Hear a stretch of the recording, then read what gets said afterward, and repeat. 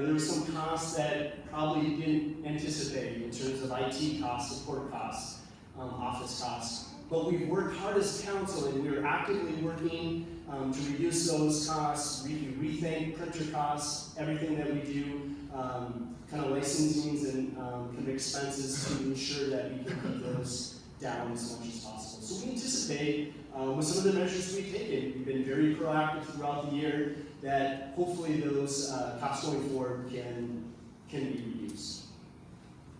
On the right-hand side, the St. John teams. And so these are kind of the lifeblood of what we do as a church for all of our programming, whether it's music and worship that we have here, faith formation, which runs the gamut of all of our ages, down from Sunday school all the way up through adult education. We have fantastic outreach to our community, small group, and then of course our buildings and grounds. This is a fantastic building, but it takes a lot of effort and a lot of money to ensure that the doors stay open and we continue to operate. But what I can say is St. John teams have done a fantastic job operating within, or maybe just slightly above, or in fact maybe below budget by some significant margins. And this is of no surprise. The council and its liaisons in the St. John teams are really diligent about rethinking everything that we're doing, about ways to ensure we're good stewards of the money at St. John. So as you can see, just some highlights under budget: music and worship 870, faith formation 2900. A little bit of perspective about that.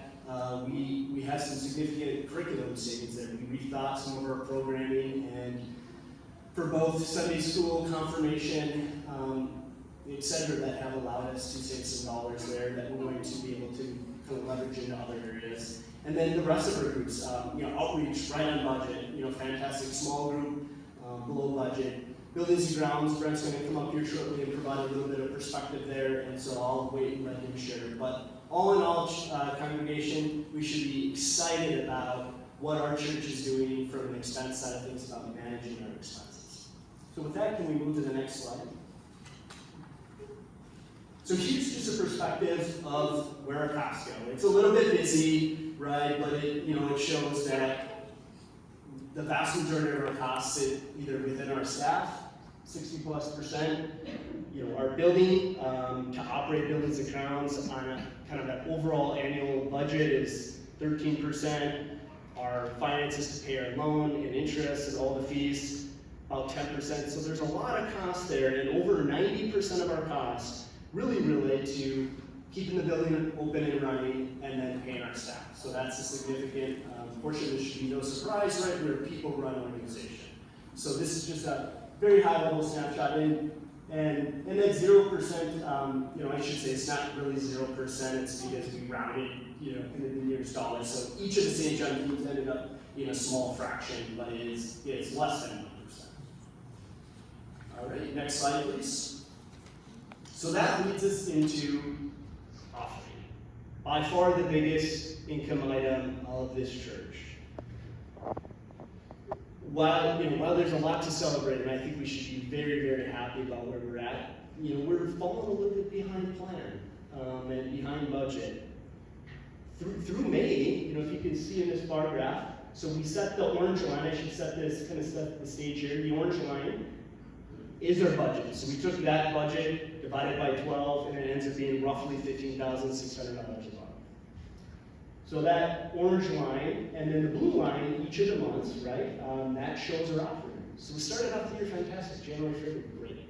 And in fact, through May, we were right on budget. We took a dip in summer, which is not unlike what this church has seen in the past, but we didn't recover as quickly in the fall as we were anticipated, or that we anticipated. So now, through October, we're about $22,000 behind our budget. And I don't, while it's a big number, I don't think it's an insurmountable number. And in fact, June and August attributed to about 60% of our overall deficit in terms of offering. So I think just not, summer being busy for folks, kind of maybe not being in church, maybe led to some of that, but we're hoping that, we can recover. So next slide, please. Well, what does this all mean, right? We talked about the budget. We had about a $188,000 budget we approved at last annual meeting. That included a 9% increase, and that was a challenge goal. It was a challenge goal to this congregation. So about a $16,000 increase over where we were. So, as I stated, that's $22,000 deficit year to date through October, which again is a tough, it's a tough hole to face. But our offerings are also actually trending a little bit below last year's. But I think we can rally. We have 5+ weeks or 5+ Sundays left in this year to get our offering hopefully back on track. Maybe we can reflect on kind of where we're at. We can, as a congregation, help close this gap. Now, while I talked about the deficit in the offering, right, we led with expenses that are down, budget year to date. So overall, when you combine being less on expenses than we anticipated, but also being less on offering, we're probably maybe right now year to date $13,000 in terms of deficit. Right, we set our budget to match as being a balanced budget. We set offering equal to expenses. So while we have some work to do, I think I'm hopeful everyone can reflect some on this, and we can finish the year off strong. So with that, let me bring up Brent, and I'm going to have him talk a little bit more about Buildings and Grounds. So outside of some of the other costs that I talked about, Buildings and Grounds ends up being the largest St. John team's expense item that we have. Thank you for your time. I appreciate it.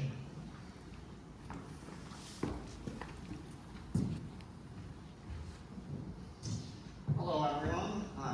I'm Brent Fiddler. For those of you that don't know me, I joined the council this year as the liaison to Buildings and Grounds. And as Matt said, it's our second largest expense here. And if you want to go to the next slide, this is just kind of a slide to show you since 2021 where our Buildings and Grounds expenses have gone. It's not going to be a surprise for anyone. Everyone is feeling these rising costs at home too. The church is no different.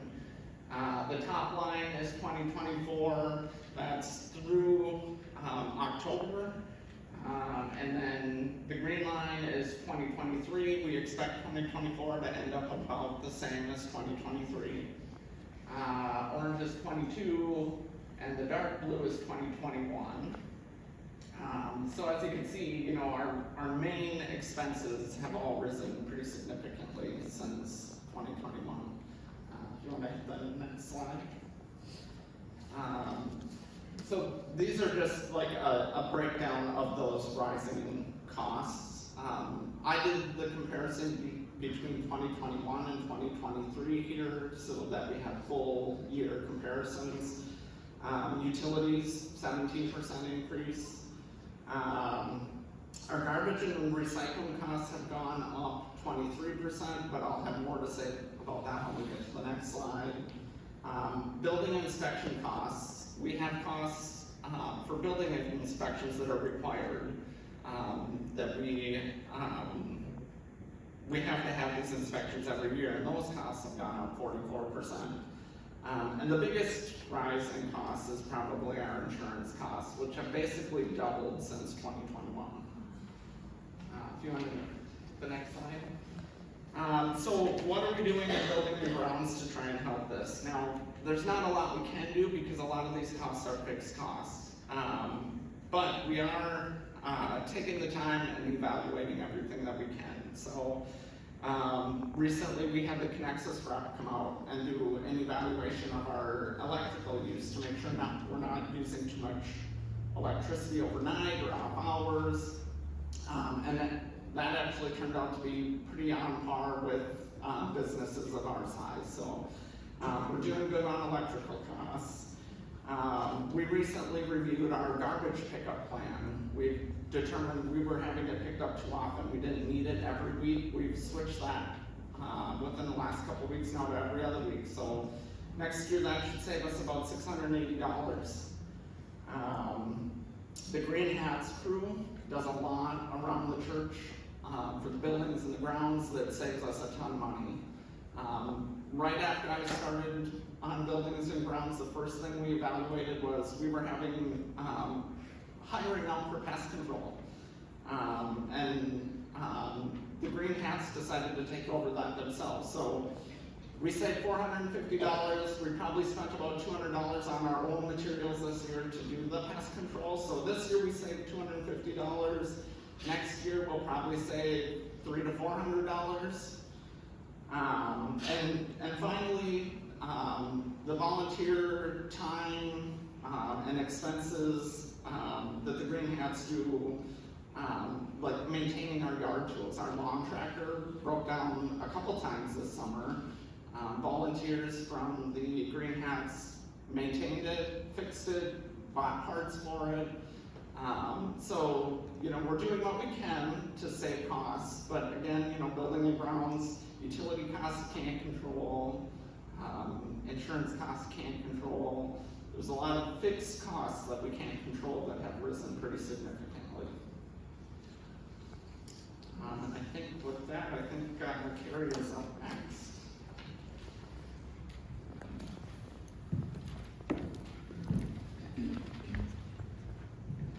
Good morning, I'm Carrie Stevens, and if you don't know who I am by now, I'm part of worship and music. Faithful giving. Faithful means loyal. It means steadfast. Giving is a transfer of possession from one person to another person, or a person in a place. I'm going to echo the gentlemen that have been ahead of me. We are doing pretty good. We're staying on budget for the most part, and we're doing what we can to keep our budgets under control. I just want to remind everybody a little bit that we haven't done a really big push since probably COVID, pre-COVID, let's rephrase that. And as most of you know, we've had a little bit of a slow, but yet steady comeback from that. But, the world's changed, hasn't it? The world's changed very much. The world at this time is also very uncertain for most of us. There's a divide, it feels like. We've all experienced different things within this world today, in the way that it is. We want to make sure that this place stays a place that people can come through from all walks of life. We want to make sure that this is a safe space for everybody to come to us and, now help each other navigate during these uncertain times in the church. In the church, we need each other.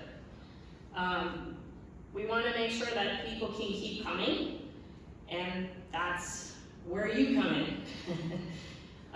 The cost of living, as Matt and Brent both have stated, that the cost of living has impacted each and every single one of us.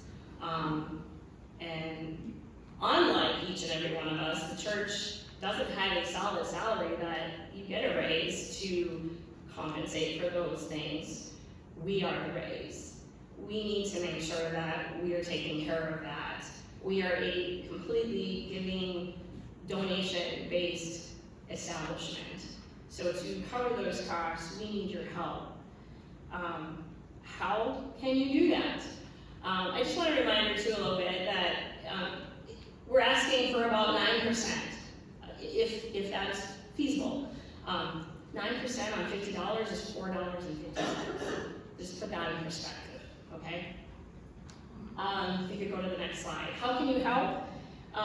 If you're not already doing it, you can go to Van&Co and you can give electronically. Whether you're here or you're not here, it'll always be given. You can still give in the tray if you still like to do that as it's being passed around, but this is a way that you don't even have to, maybe think about it if you're not here. To be forewarned, if you do Van&Co, there are two options to do that. You can do it from a bank account or you can do it from a credit card. There are fees associated with that. If you do it from a bank account, it is a lesser fee. If you do it with a credit card, it's a higher fee. And you can cover these costs for the church if you so choose. The fee for a bank account, I believe, is only 1% versus a credit card at 3%. This screen shows you how that you can go out to Banco and download what you need to do in order to set yourself up. The next screen shows you, if you're already enrolled, how you can go about making that change.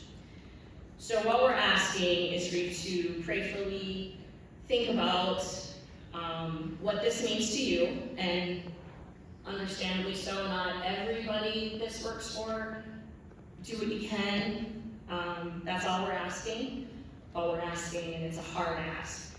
So prayerfully think about how you can help us achieve our goal as a church. We have so many great programs and so many good things for the future. So we need your help. So with that, I would like to invite Pastor Nick.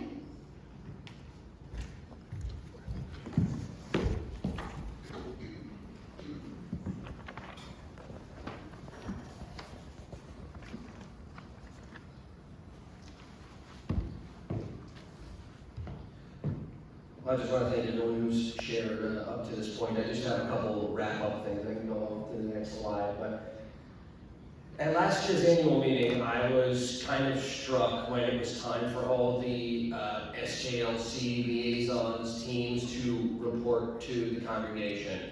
And I was kind of struck, even though I'm involved in a ton of these issues, when you see them all laid out, these programs, it's kind of unbelievable what we do here at this church.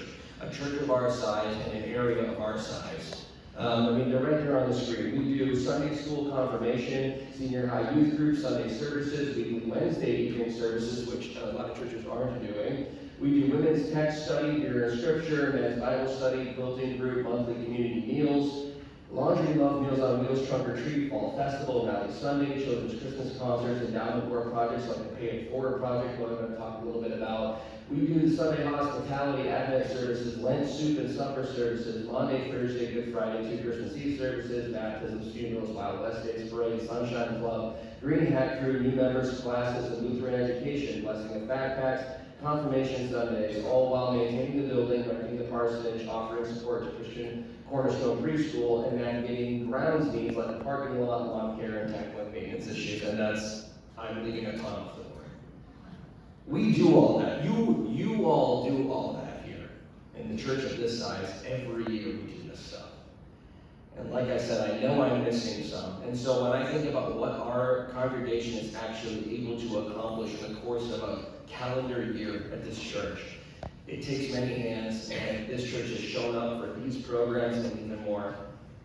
One of those programs that I had the opportunity to think about with the endowment board, which is another ministry of St. John, was a project I called the Pay It Forward project. We were able to take some of the money because of faithful tithers who have created over the course of decades and decades this endowment, and use it towards outward-facing outreach ministries. And I had a simple idea. I said, what if we just took some of the money from those things and started paying it forward to people in the community? No strings attached, no nothing, no you can have this, but you gotta come to my church, all this stuff, just free gifts of grace. I got a handful of people together to be agents of grace out in the world. And what we would do is we would hand each of those individuals about $100 with some special print cards that we put in an envelope. And we gave it out to probably 15 people, I think. And we sent them out into the world over the month of August. And we just said, when you're around and you're in our area, you're going to a drive-thru. You want to pay for the person behind you. You take some of this money and pay for the person behind you, pay for someone at the coffee shop in front of you, you see someone who's maybe struggling to get a few groceries. You've got that money on hand. We want you to be agents of grace out in the community. And we also got these special print cards made. And we also put those cards in the envelopes. We gave these to people who are working at Papa's who go to our church. We gave this to people who are out and about throughout the day for their jobs. High schoolers, some of our senior hires were able to participate in this program. and they get to learn about what it's like to pay it forward and give to someone benevolently. And we got these special print cards, like, you are an unconditionally beloved child of God from the people at St. John Lutheran the Greek Church, and that's it. So if you're ahead of someone in the line, in the drive-thru, you not only pay for it, you say, can you give this to the person behind me in the line, so then they'll do it. We have no idea sometimes the impact that we make. That's a link on a chain in someone's life. We have no idea about what someone was going through when we were able to launch this program and start paying for it. There was one Tuesday I was at the church. I went out to grab some lunch at Subway, and I was gone for about 15 minutes. This was probably late August, so the program had already been going for most of the month. I get back to the church, and Lizzie grabs me, our office administrator. Lizzie grabs me and says, Nick, you gotta see this. I said, what's going on? She said, a man just came in here while you were gone to lunch, and he said, I got one of these cards from someone. Now, he got one of the cards, the special print. Have no idea which person from our church paid for something for him, paid it forward, have no idea when it happened, or under what circumstances. She tried to ask questions. He said, I don't want to answer any questions about who I am. I just wanted to let you know that, that I really needed that day. He turns around, gives Lizzie $500, and said, I don't know what this program is, but I want this to go into the program. Whatever you're doing, I want it to keep going. That's how much of an impact it made. He refused to give his name. To this day, I don't know who it was because he was gone by the time I left. But he wasn't a member of this church. This church made an impact on him. Whatever happened, it was probably a $5 cup of coffee, most likely, or something of that nature, right? He was so moved by the gesture, he came back, donated $500 to the program. Not a member of this church, came here, went out of his way to say, whatever St. John's doing, I want to be a part of that. And so I think the reason I wanted to end with this story is that I think the culmination of everything that we've talked about these money-saving efforts, we talked about a ton of our SJTs being under budget, but we talked about the costs we can't help, like Brent said. But I really feel like this story is kind of the encapsulation of this church makes a major positive impact in this community that seems to have people turning heads. We served over 1,400 people at Trunk or Treat just a few weekends ago. We've had 4 or 5 confirmation students enroll in confirmation since that Trunk or Treat day. Friends who came and then brought friends. We can't even fit in the room we were in, and we had to go downstairs to the bigger room. So these impacts we make matter. Outreach matters. Our buildings matter. It all matters. And I think that man coming back to just return a favor in a major way of what St. John did for him is just kind of the overarching message of this stewardship drive. It's just we make a huge impact, and we need everyone's help to come together to keep making an impact in Zimmerman and beyond. So that's I'll just wrap it up with that. And thanks for everyone who prepared that. And this time, let's prepare our hearts and minds for worship. Please rise as you're able.